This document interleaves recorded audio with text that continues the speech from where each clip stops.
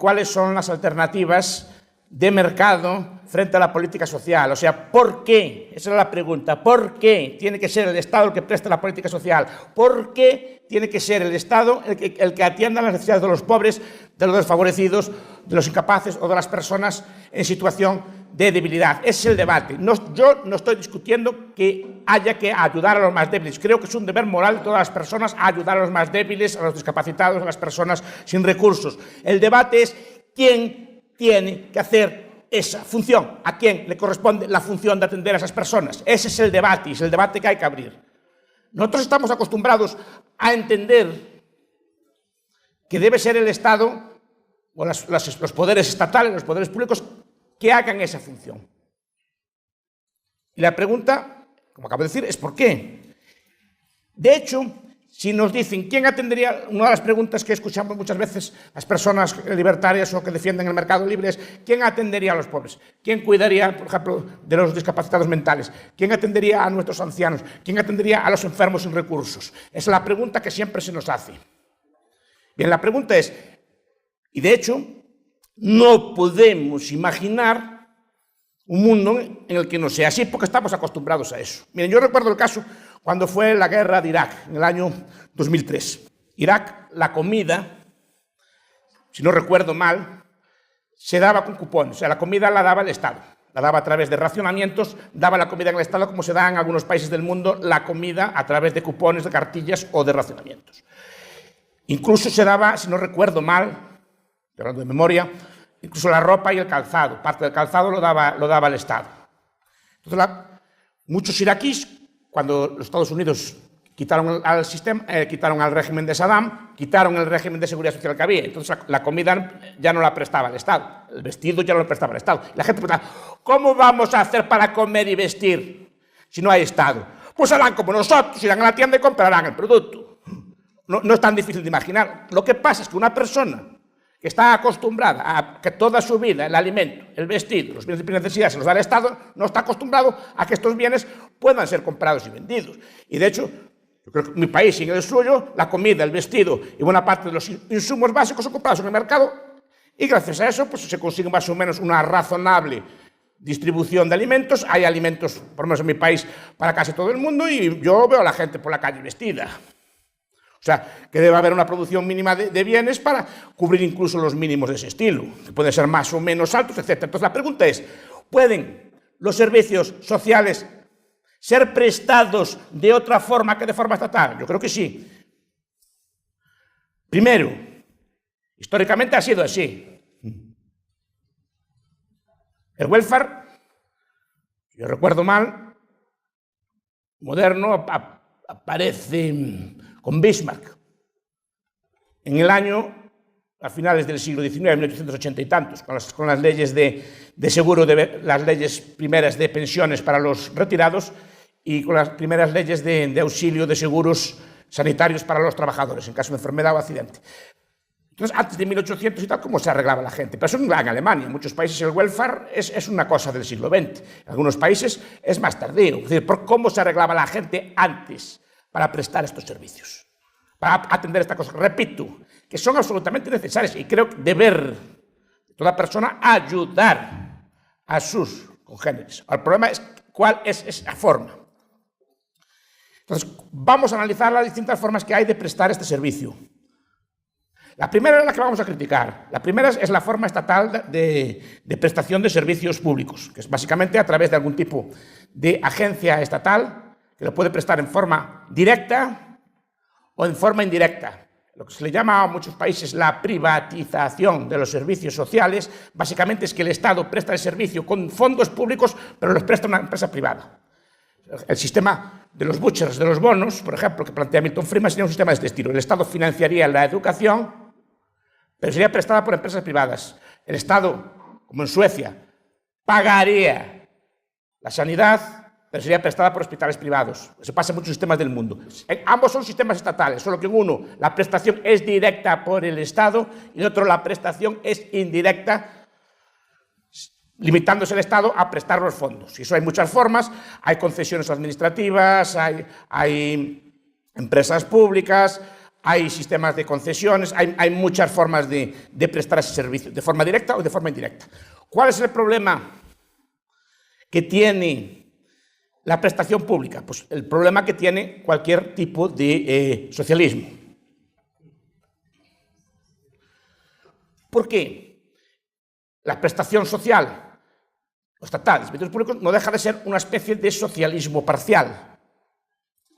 Esto es, cuando hablamos de una sanidad pública, como es en España, casi monopolista, se entiende que el Estado es socialista en el ámbito de la sanidad. Se entiende que el Estado es socialista en el ámbito de la educación. Se entiende que el Estado es socialista en el ámbito de las pensiones, por ejemplo. En España son sistemas socialismo parcial. La economía global del país, más o menos a grandes rasgos, es una economía de corte capitalista, pero hay áreas de esa vida social que están controladas por el Estado y operan, digamos, en régimen socialista. Por ejemplo, el dinero es un régimen socialista. Toda la creación, el proceso de creación de dinero es socialista. Todo el sistema de creación de escuelas es socialista. Todo el sistema de pensiones es socialista. No quiere decir que la economía en su conjunto lo sea, pero sus áreas concretas sí lo son. Y si aplicamos, por ejemplo, las teorías que explican, por ejemplo, los austriacos. Estoy pensando en Ludwig von Mises, por ejemplo, en su libro Burocracia. Estoy pensando en la obra de Rothbard, Men, Economy and State, El hombre, la economía y el Estado, en sus capítulos. ¿Qué le pasa a los socialismos, sean totales o sean parciales? Que tienen serios y severos problemas de cálculo, tienen serios y severos problemas de incentivos, tienen serios y severos problemas de libertad a la hora de escoger el producto. Por ejemplo, en países, no sé, en Guatemala, en países como España, la educación básica, ustedes no pueden escoger el contenido de la educación, no pueden escoger la forma en que se prestan los servicios sanitarios. El servicio sanitario lo presta el Estado, ellos deciden la forma, pero buena parte de su contenido, buena parte de sus prestaciones no está en su mano escogerlo. No pueden modular la producción, tienen que llevar un servicio ya previamente determinado y no pueden escoger entre formas alternativas de prestar ese servicio. Tienen un problema de cálculo económico. Ustedes en esta universidad estudiarían los viejos debates sobre la posibilidad o imposibilidad económica del socialismo. Bien, el problema de las pensiones, el problema de la sanidad, el problema de la salud, el problema de la vivienda es también un problema de cálculo económico. Pensemos, por ejemplo, en la educación, que es uno de los 4 pilares del Estado social. ¿Cuánta educación tiene que haber? ¿Qué precio tiene que costar? ¿Qué calidad tiene que tener? Esto es, ¿cuántos años, por ejemplo, hay que estudiar? ¿Qué calidad de enseñanza tiene que tener? ¿Qué calidad tiene que tener los edificios? ¿Cuántos profesores tiene que haber? ¿Cuánto tenemos que pagarle a un profesor? Etcétera, etcétera. Todos esos problemas, ¿qué carreras tenemos que ofertar? ¿Cuáles son las asignaturas que tenemos que ofertar en un plan de estudios? ¿Cómo se puede saber eso? ¿Quién lo sabe? Un planificador central. Y el planificador central opera de acuerdo con sus criterios, normalmente opera mal. Lo mismo opera con la sanidad, lo mismo opera con las pensiones. ¿Cuánto tiene que cobrar un pensionista? ¿Cómo hay que financiar el sistema? Etcétera, etcétera. Son problemas de cálculo económico. Que simplemente el gobierno establece un precio, un criterio y esté bien o esté mal, lo hace. Y de ahí, por ejemplo, buena parte del fracaso, el problema que hay en las escuelas es que buena parte de los contenidos, buena parte de los currículos no se adecúa a lo que los usuarios quieren o a lo que las empresas o empleadores quieren. Simplemente se da lo que el Estado entiende que es pertinente. Y es un problema económico de primer orden, que creo que puede ser discutido. Entonces, el Estado tiene problemas severos de prestar el servicio. Yo lo que quiero aquí criticar es que el Estado ni fue ni es la única forma de prestar servicios sociales. De entrada, porque el Estado también define lo que es un servicio social, define lo que es un pobre, define lo que es un enfermo, define lo que es una persona sin recursos, que eso es una cosa que al principio parece fácil de hacer, no es tan fácil de hacer de forma justa, a eso me estoy refiriendo, o de forma objetiva no es nada fácil de hacer todo eso. Depende de definiciones previas, cosa que el mercado, por ejemplo, ese tipo de cosas no las necesita. Introduce elementos como el concepto de derecho, es decir, que yo tengo derecho a una prestación, tengo derecho a una serie de bienes que son difíciles también, esto ya sería otro debate, de justificar de forma filosófica. ¿Qué alternativas tenemos entonces? Primera, el mercado. El mercado, vamos a ver, Muchas veces se usa supuestamente la prestación pública porque el Estado supuestamente es incapaz de satisfacer esas necesidades. Vamos a ver. Las necesidades básicas humanas, ¿cuáles son? Las primeras y principales. ¿Cómo dirá la sanidad? No. No. Comer y vestir. Sanidad es secundaria. Un ser humano normalmente está bastante bien hecho y aguanta como 70 años sin mucho recambio. A veces hay enfermedades y es necesario médicos para cuidarlos, pero sin comida y en países como el mío, sin vestido, están muertos en cuestiones de horas. De horas. Sin comida y sin bebida duran poco, unos días. Sin vestido, un día de frío en mi país duran horas. O sea, no son capaces de sobrevivir. Entonces, lo principal para sobrevivir es nuestros bienes. ¿Y estos bienes cómo los obtenemos? ¿Cómo tenemos la comida y el vestido? Comprándolos. Y no solo eso. Son dos bienes que históricamente han reducido su precio espectacularmente. O sea, el alimento que recibimos todos los días no se debe a que haya una prestación estatal del mismo, sino que se ha incrementado tanto la producción y se ha abaratado tanto su distribución que todo el mundo, en mayor o menor medida, o casi todo el mundo en mayor o menor medida, está alimentado. Y de hecho, el hambre en el mundo está reduciéndose a cifras nunca vistas. O sea, nunca en la historia hubo menos hambre de lo que hay hoy. Se puede contrastar en cualquier cifra. Y el hambre que queda es derivada principalmente de guerras. O sea, de restricciones deliberadas a la llegada de alimento. Se usa el hambre en muchos sitios como arma de guerra. Pero este proceso de alimentación, y no solo de alimentación, de mejorar la alimentación a gran escala, no se debe a que el Estado lo preste, se debe a un incremento de la producción y a una mejora en la distribución, que han abaratado espectacularmente la comida. De hecho, ustedes comparen lo que gastaban sus padres o sus madres cuando eran jóvenes en comida y lo que gastan ustedes en porcentaje de su renta en comida. Yo creo que cualquiera de ustedes, jóvenes, el principal gasto suyo y su principal preocupación no es la comida. Pues esa fue históricamente la principal preocupación del ser humano. Entonces digo, el mercado suministra los bienes básicos. El mercado históricamente puede suministrar perfectamente educación, puede suministrar perfectamente sanidad, puede suministrar perfectamente vivienda y puede suministrar protección frente a la vejez, por ejemplo. Las finanzas, por ejemplo. Las finanzas permiten que a través de sistemas sofisticados, creados a través de instituciones de mercado, bolsas, mercados financieros, mercados de derivados, permiten que ustedes, por ejemplo, puedan planificar su jubilación, puedan planificar la época en que ustedes van a ser ancianos. Si ustedes saben, y además siendo jóvenes, cualquier cosa que ahorren ahora se convierte en mucho más dinero cuando se jubilen. Se aplican las reglas, los principios de la matemática financiera, se dan cuenta de eso. Es decir, que ustedes históricamente tenemos una serie de instituciones de mercado para prever fondos de inversión, por ejemplo, planes de pensiones, toda la rica industria del seguro. El seguro, que es un invento que creo tiene sus orígenes pues, relativamente en el siglo XVII y XVIII. Hay el libro que le gusta a Pablito de Epstein, Against the Gods, que nos habla mucho de la historia del seguro. Es decir, el seguro es una institución pensada para casos de enfermedad, para casos de fallecimiento prematuro, o incluso pensado para sistemas de jubilación. Ustedes, con los sistemas financieros, o los mecanismos financieros, o las herramientas financieras que hay, pueden prever perfectamente su futuro y el de los suyos, sin problemas, si son precavidos y obviamente si tienen los medios también, es lo que vamos a decir. Pero como mecanismo funciona bien y es más, cada vez son más perfeccionados. Y pequeñas sumas ahorradas ya desde joven pueden derivar en grandes sumas cuando ustedes se jubilen. Claro, es necesario tener conocimientos financieros y es necesario pensar a largo plazo. Pero como mecanismo de previsión de la vejez funciona perfectamente, o sea que no es un problema. Y dirán, ¿y qué pasa con la sanidad, la educación, este tipo de cosas, para el que no pueda pagarlo? Antes vimos que uno de los principales problemas del ser humano es que no podía pagar el ser humano, que gastaba buena parte de lo que trabajaba y producía, incluso históricamente se trabajaba por la comida, no se trabajaba por sueldo, se trabajaba directamente por la comida.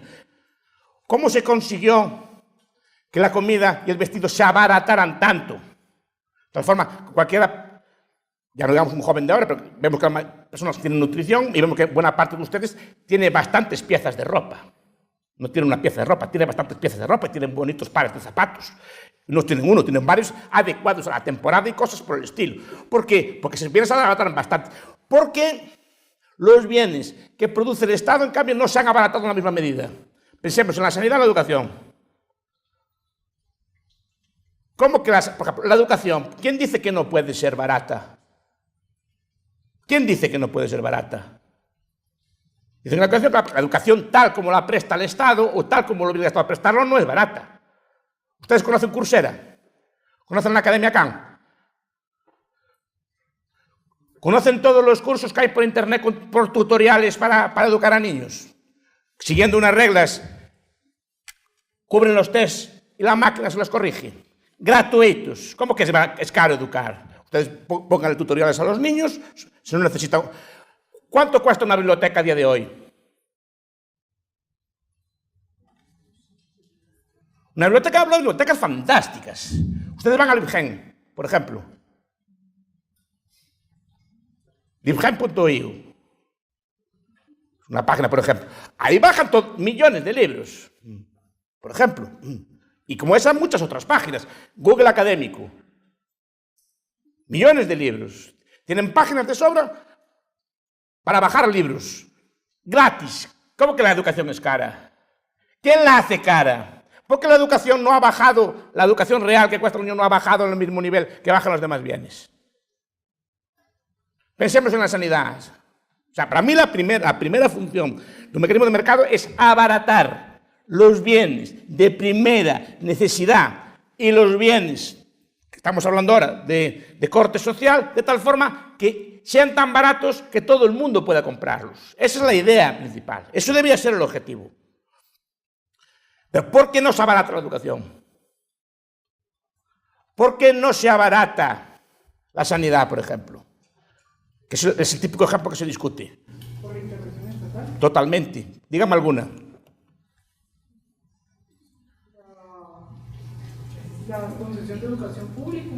Sí, pero el coste de la educación es el coste, a lo mejor hay que pagarlo en impuestos, pero el coste de la educación pública no es solo el coste de mandar a un niño o una niña a la escuela, es el coste de oportunidad, en el sentido de que los padres tienen que perder tiempo, tienen que deslocalizarse, tienen que ajustar horarios, tienen que adquirir una serie de insumos a mayores y el niño no puede ajustar, por ejemplo, sus horarios al de los de la escuela y tiene que seguir los ritmos de la escuela y los horarios de los padres y los subordinados de la escuela. Tiene una serie de costes ocultos, o llamaría coste de transacción, muy grandes a la hora de prestar el servicio. Entonces, ¿por qué es cara la escuela? Yo le digo que es muy barata. La escuela mínima. O sea, que un niño esté educado de forma mínima es muy barato. Ahora, si me dice, igual que comer de forma simple es muy barato. Ahora, si quiere usted caviar, quiere usted langostas y así, pues claro, eso ya es más caro. Pero lo que es mantenerlo vivo, alimentarlo y así es relativamente barato, ¿sí o no? Pues lo mismo es educarlo de una forma mínima, es relativamente barato. Y educarlo con una calidad que ya le gustaría a mis abuelos, tener una calidad como la que hay hoy en día gratuita y al acceso de cualquiera que tenga acceso a internet o que tenga un móvil en la mano. La sanidad, ¿qué le pasa? Lo mismo. Porque todos los bienes abaratan. En Mercado Libre, como saben ustedes, todos los bienes tienden a abaratarse. Los bienes de producción, por lo menos, la mayoría de ellos tienden a abaratarse. ¿La informática subió o bajó? Bajó espectacularmente. Los autos, la ropa, la mayor parte de los bienes bajan de precio. Y precisamente bajan de precio, la mayor parte de la población o buena parte de la población puede adquirir esos bienes. Antes un coche, cuando aparecieron los autos, los carros, era un lujo equivalente a tener un avión hoy. Y hoy en día veo que no se puede entrar por la ciudad de Guatemala la cantidad de carros que hay. O sea, se abarató en términos de horas de trabajo producidas, como se abaratan todos los bienes. ¿Por qué los bienes producidos por el Estado no se abaratan? Precisamente porque están regulados. La sanidad, por ejemplo. Hay una forma que es que el Estado presta la sanidad. Hay otra forma, por ejemplo, que es la que están intentando en la India. Hospitales SETI, ¿los conocen? Hospitales SETI los funda el doctor SETI, que fue el cardiólogo de Lady Di y el cardiólogo de la Madre Teresa de Calcuta. Es un cardiólogo indio muy reputado. Simplemente reorganizó los hospitales. Cambió el trabajo de los médicos, en el sentido que los puso a trabajar de otra forma. O sea, trabajan como más intenso. Un médico de allí produce varias veces más que un hospital normal. Simplemente les liberan del trabajo burocrático y se centran en operar. El coste es 10 veces menos. Están compitiendo incluso, están queriendo instalar las Islas Caimán para competir con la sanidad privada americana. La tasa de éxito es la misma que los cardiólogos normales, porque no es una cuestión de que el médico sea peor, es cómo organizas a los médicos, por ejemplo. Los sistemas de seguros de Kerala, por ejemplo, que son sistemas de sanidad enormemente baratos, organizados con otros principios. ¿Pero por qué sigue siendo cara? Pues sigue siendo caro porque el gobierno interviene muy fuertemente en la sanidad. Aunque la sanidad sea privada, está muy intervenida. Por ejemplo, numerus clausus. Una sociedad de mercado, si una sociedad de mercado necesita más camareros o meseros, necesita más, yo qué sé, cualquier trabajo, más pilotos, más otra cosa, pues simplemente pues, sube los salarios y atrae más pilotos. Y más gente abandona otros trabajos y se dedica a ser piloto, camarero, que sé, porque una sociedad como la mía, cada año 800 jóvenes como ustedes quieren ser médicos en Galicia, en mi comunidad autónoma. El Estado solo deja entrar 300. ¿Eso para qué es? Eso es barato, encarece la sanidad. ¿Ustedes qué piensan? Entonces es cara porque es cara, o es cara porque la hacen cara. En un momento que el sistema de mercado, si hay una gran demanda de médicos, pues se amplían las facultades, se crean facultades nuevas y hay más médicos en el mercado. La hacen cara porque está limitada. ¿Vale? ¿La limitan? Los médicos gallegos quieren que haya pocos médicos. Para cobrar ellos más. Eso pasa en casi todos los países de Europa. ¿Eso encarece o abarata? Pero porque es cara la sanidad. Las patentes, por ejemplo, los medicamentos, muchas otras cosas, pero además, al ser estatal, la prestación o la regulación y la forma, no solo es, aunque el hospital no sea estatal, la forma de prestar el servicio sí que tiene que ser estatal porque está regulado, se impide la innovación. Se impide que los hospitales evolucionen como los demás otros bienes. Siempre comparo, y sería un debate interesante de tener, cómo evoluciona en mi país la sanidad no reglada, la que es libre, por ejemplo, la cirugía estética o los dentistas, ¿no? Pues sobre todo la cirugía estética que son cirugías prestadas por médicos, pero digamos que no son prestadas por el Estado. ¿Cómo evoluciona una velocidad de vértigo? ¿Cómo evoluciona la industria de la ortodoncia, por ejemplo, la velocidad de vértigo? Y cómo la sanidad pública más o menos está más estancada. Porque no tiene ningún incentivo a innovar, no tiene ningún incentivo a competir, no tiene incentivo a mejorar, no tiene una competencia que lo estimule a mejorar. Ya. Los demás bienes de mercado, por eso bajan los móviles, por eso bajan los autos, porque hay competencia, dinamismo, etc. En estos sistemas, el educativo y otros, no hay este sistema. Y mi objetivo, repito, es, en última instancia, que los bienes, o debería ser para mí, que los bienes de atención sanitaria, de atención educativa, de vivienda o de atención a los pobres sean tan baratos que cualquiera pueda comprarlos. Igual que la comida, igual que el vestido. Que todo el mundo tenga por lo menos su mínimo de comida y vestido. Y que lo tenga de forma privada, sin necesidad de ningún tipo de prestación de que lo obliguen o que se lo sometan. Que le sometan a que tenga que seguir ese sistema por la fuerza. Esa es la idea. Y eso debe ser el principal. Y el mercado sigue siendo nuestro principal aliado para conseguir los objetivos, si se le deja funcionar. Ahora, si se le ponen patentes a los medicamentos, si empezamos a regular la sanidad, empezamos a regular la enfermería, empezamos a regular los demás trabajos para que haya un numerus clausus, no haya un número, etc. Empecemos exámenes muy duros de bar, de colegiación, cosas por el estilo, claro que se encarece el producto. Como se encarecerían los móviles si hacen lo mismo. Como se encarecerían los autos si hacen lo mismo. Como se encarecería cualquier trabajo que le ponga esa traba. Entonces, la idea es esa. Incluso de cuidado a ancianos. Son trabajos que requieren cuidado a niños pequeños. Son trabajos que requieren una gran cantidad de trabajo, pero pueden ser auxiliados. Yo veo que, por ejemplo, las empresas de Internet que ofrecen sistemas de vigilancia a distancia, con cámaras web en sus casas, los monitorean y ven que sus papás, sus mamás, sus ancianos o así están cuidados, que estén bien cuidados, y avisan, alertan, y eso es relativamente barato. Se podría abaratar los cuidados así también, ¿sí o no? O sea, y más que podríamos inventar. Sistemas de alerta ya pues, telefónicas, sistemas de todo tipo con bases de datos, sistemas incluso de chip para que nos avise en caso de algún tipo de fallo, que avisa automáticamente, como igual que avisan los autos, por ejemplo, ya modernos, si tienen un accidente ya avisan automáticamente. Mandan por GPS dónde están, cosas por el estilo. Eso no lo estamos viendo todos los días.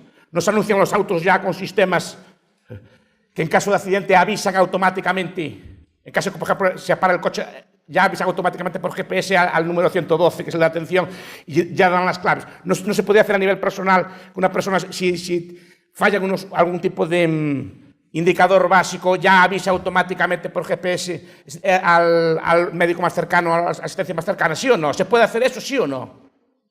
¿Y eso abarata la sanidad o la encarece? ¿Abarata los cuidados o encarece? Entonces, el primer objetivo debería ser ese. Conseguir abaratar a través del mercado. Porque vamos a ver, la sanidad, la educación, son bienes económicos. Nos guste o no nos guste, son bienes económicos. Exactamente igual que cualquier otro bien económico. Tiene sus características propias, pero son bienes que están sujetos, pues, para bien o para mal, a las leyes de la oferta y la demanda, y están sujetos también a las mismas leyes de innovación, etcétera, que tienen los demás bienes. El primero sería eso. El segundo, históricamente, ¿cuál fue la forma de atender a las personas incapacitadas? ¿Cuál fue? Todos ustedes aquí presentes fueron incapaces absolutos durante muchos años, ¿sí o no? Todos ustedes y yo fuimos incapaces y fueron incapaces durante varios años de su vida, ¿sí o no? De los 0 a los 8 años, ninguno de ustedes valía para nada. Y yo tampoco. Sueltos moriríamos casi todos con toda la seguridad. Si ustedes los abandonan con 1 año, con 2 años, o a mí, o a cualquiera de ustedes, con total seguridad estarían muertos. Porque son seres incapaces. Fueron seres incapaces. Incapaces de hacer cualquier cosa. Ni de bañarse solo, ni de vestirse solo, ni de hacer cosas solos, ni de buscar alimentos solos. ¿Sí o no? ¿Quién los cuidó? O sea, la primera instancia de cuidado del incapaz es la familia. Siempre fue la familia. Históricamente fue la familia. Para eso se inventó la familia, entre otras cosas. Pero para eso está instalada.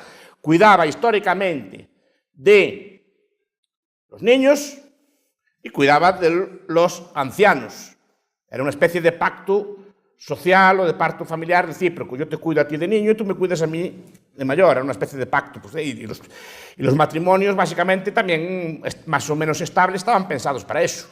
El matrimonio, siempre yo digo, no está pensado para cuando son ustedes jóvenes y guapos como ahora, sino para cuando son viejos y incapaces, que tengan alguien que les cuide de ustedes, que quiera estar con ustedes. Para eso se inventan las familias, no para ahora que todo es muy divertido. Está pensado precisamente para pensar a largo plazo, para que alguien cuide de ustedes cuando nadie quiere cuidarlos. Ahí está la gracia.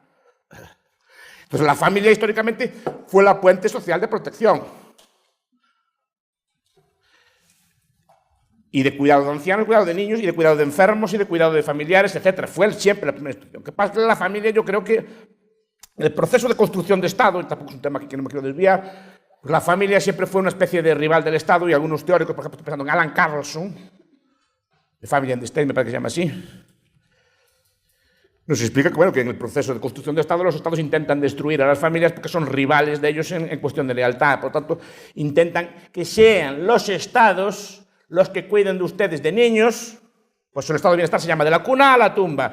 Los cuidan ustedes en los infantarios, bueno, en las guarderías, ¿no? Los cuidan ustedes de pequeños, los van acompañando, y de mayores los cuidan en asilos. Se trata de que los vínculos familiares se rompan y que sea el Estado de quien dependan ustedes, sea del Estado.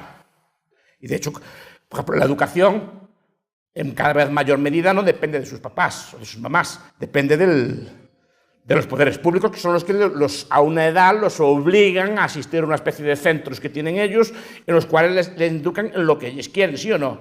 Y todos los tipos de lazos familiares en ese aspecto los están intentando debilitar. Carlson es muy duro, va explicando cómo el Estado, digamos, favorece, digamos, el debilitamiento del lazo familiar y nos hace dependientes de él. Porque el estado de bienestar en la política social no solo tiene el aspecto bueno, también sería discutible. Hoy no quiero discutir de estos temas. El estado de bienestar no solo tiene el aspecto bueno. El estado de bienestar también es una forma de que los ciudadanos dependan en cada vez mayor medida de los poderes estatales. Entonces, el primero sería la familia. Después tenemos todas las caridades organizadas. Históricamente, todas las religiones, todas, tienen algún tipo de forma de caridad o de atención a los pobres. Históricamente, buena parte de la caridad para los que no tenían a nadie que los cuidase, para las personas que eran impedidas y no tenían, digamos, apoyo, no tenían ningún tipo de medio o necesitaban grandes cuidados, las religiones todas instauraron sistemas de caridad social. Ustedes van, supongo que en la ciudad de Guatemala también, pero si van por mi ciudad, por ejemplo, que es Santiago de Compostela, ven la mayor parte de los edificios se llaman hospital, hospitalillo, cosas por el estilo. Eran instituciones huérfanas, que eran instituciones de la Iglesia Católica, en este caso, que se encargaban de cuidar a los huérfanos, de cuidar a los enfermos, de cuidar a los viajeros, etc. Y eran instituciones de caridad. Dicen que tenía pocos medios, claro que tenía pocos medios, pero todo el mundo tenía pocos medios en aquellos tiempos. No solo tenían las organizaciones de caridad, también una persona normal tenía serios problemas para sobrevivir, no solo las instituciones de caridad, pero aún así se crearon instituciones a lo largo de la historia y todas las religiones lo tienen. Todas las religiones, incluso todas las masonerías, son ejemplo, también tienen instituciones, los leones, los alces, todas instituciones que existen en muchos sitios, y son instituciones creadas también con cierto origen benéfico o filantrópico. Históricamente también, aparte de las religiones, toda religión que se precie o todo sistema ético que se precie, tiene algún tipo de forma de altruismo, de ayudar al prójimo, de ayudar a los demás, y crea instituciones a través de fondos, ayudas, etcétera, herencias o cosas por el estilo, para atender a los más necesitados. El sindicato, por ejemplo. Los sindicatos antiguos no eran exactamente como los que son hoy en día. El sindicato antiguo era una institución que servía para ayudar al trabajador. Los obreros se asociaban, por ejemplo, creaban mutuas, oyeron esa palabra, mutualidades, igualatorios. Consistía en que los trabajadores, sociedades de entierro, fueron las primeras instituciones de este estilo. Los trabajadores pagaban una pequeña suma a su sindicato, estos creaban mutuas o creaban asociaciones de este estilo, y si el obrero tenía un accidente, si el obrero moría prematuramente, pues le daban una suma o una pequeña ayuda a su viuda o a sus dependientes, o a su viuda, porque normalmente trabajaban los hombres antes, a sus descendientes. Eran sistemas a pequeña escala, pero funcionaban muy bien. Crearon los primeros sistemas médicos modernos, todas las mutuas y mutualidades. Es decir, que eran mutuas, pues se llamaban mutuas, cada una pasaba una pequeña suma y escogían unos cuantos médicos y esos médicos atendían a los trabajadores de forma totalmente privada. Creaban economatos, por ejemplo, no sé si existen esta figura en Guatemala, que eran las grandes empresas o los sindicatos compraban comida barata para el ejército y muchas empresas tenían economatos que compraban, las empresas todas tenían, los sindicatos compraban comida barata para sus asociados y la despachaban en tiendas a precios más baratos que el mercado. Tenían cooperativas de viviendas, sindicales, no del Estado, fruto de la libre asociación de las personas, no era estatal, eran privadas. Y todo eso fue acabado con la nacionalización de las cosas. Por ejemplo, a los médicos antiguos no le gustaban nada las mutuas. Eso lo cuenta, por ejemplo, Arthur Sheldon, en su libro Capitalismo, cuenta que a los médicos antiguos no le gustaban nada las mutuas, porque el médico tenía que trabajar bien. A un médico estatal a día de hoy, en cuanto saca una plaza, de repente ya le asignan 200, 300, 400 enfermos sin tener que buscarlos. No tiene que ganar una reputación, no tiene que ganar un prestigio, simplemente ya se los dan. El médico antiguo tenía que trabajar y ganar un prestigio como médico para tener clientela, si no nadie lo quería. Es más cómodo el sistema actual, tener un salario garantizado independientemente que lo hagas bien o mal, simplemente con aprobar un examen. Entonces, tenemos todo ese tipo de instituciones, religiones, mutuas, sindicatos, masonerías. Hay un profesor, que es el profesor David Beito, tiene un libro muy bonito, que debe estar en la biblioteca, se llama Voluntary City, que nos explica todas las formas voluntarias que habían establecido nuestros antepasados para atender a sus pobres, para atender a sus enfermos, para atender a sus discapacitados, todos ellos de forma voluntaria y altruista. Y además, algunas de ellas muy bien financiadas. Todo eso acabó con el Estado social, en el caso americano, por ejemplo, con Roosevelt, que tiene una calle, no sé si la merece o no, pero desde luego en el ámbito social creo que no hizo mucho bien. Es el arquitecto del Estado de Bienestar americano y de la seguridad social. Y creaban también pequeños sistemas de pensiones. Es decir, estos sindicatos no solo atendían enfermedades, empezaron a crear mutuas de pensiones, sistemas de ahorro colectivo que el pago de módicas sumas garantizaban pequeñas pensiones al futuro. Es que eran pequeñas pensiones, es que eran malas. Claro, porque de aquella, a finales del siglo XIX y principios del siglo XX, todo era malo, todo era peor que hoy. No tenían los medios que tenemos hoy. Y después tenemos toda la solidaridad comunitaria.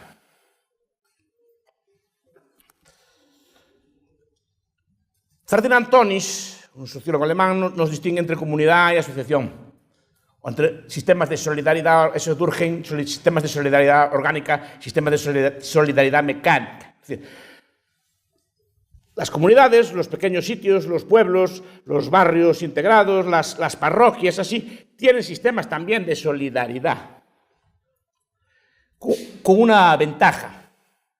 A ser a pequeña escala, la comunidad sabe si el pobre, las condiciones del pobre, sabe si el pobre puede trabajar o no, sabe si el pobre puede tener recursos o no, sabe si el pobre está engañando o no, lo puede saber perfectamente. El Estado no, el Estado a cualquiera que le traiga unos papeles le da una paga, una pensión, una ayuda. El sistema de comunidad no. Entonces, las comunidades se encargaban, las comunidades me refiero a los sistemas de asociación, pues si ustedes viven en algún pueblo pequeño o así, saben a lo que me refiero. Sistemas de asociación derivados del vecindario, por ejemplo, los vecinos, los familiares extensos, no la familia interna, es una familia extensa, la gente que vive en nuestro barrio, nuestra comunidad, ustedes en Guatemala, todas las ciudades, los barrios tienen centros comunitarios, tienen centros de ayuda social, ¿sí o no?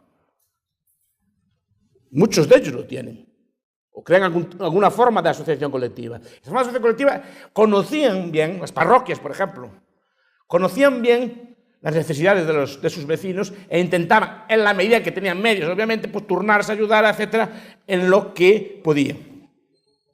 Y me dirán, sí, había mucha pobreza y había mucho todo antiguamente. Sí, pero es que era todo antiguamente. Este tipo de, estas formas, estos sistemas alternativos al bienestar estatal fueron truncados por la aparición forzosa del estado de bienestar, que impidió que todos estos mecanismos, y más que hay seguramente, que sirven para ayudar al pobre, sirven para ayudar al escapar, se frenaron. Es como si frenáramos el avión en el año 1920, como si frenáramos el auto en 1920, como si frenáramos los teléfonos en 1920. Impediríamos su evolución y su abaratamiento y su mejora. El Estado frustró este proceso y ahora dice que sin él no podríamos existir. Yo creo que no. Muchas gracias.